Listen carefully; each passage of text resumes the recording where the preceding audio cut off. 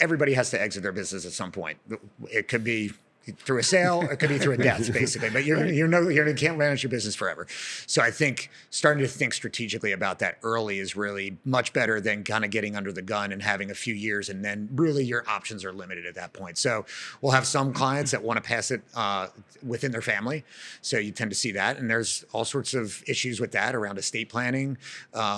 Typically when you're passing assets to the next generation, if it's large enough, there can be taxes associated with that. So how do you plan for that? That can be through life insurance, that can be through cash. There's a lot of different planning there. If you're selling it to an external party at some point, then you have, well, who would you sell to? What that's going to look like? Private equity has become prevalent in so many different industries now. So understanding what that landscape looks like, what are the pros and cons of selling to a private equity firm? Are you going to stay on? Are you going to get equity in the new entity after somebody buys it?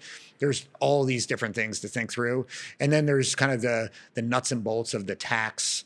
And how do you minimize the tax on a sale? The more time you have to plan for that, the more you can minimize that.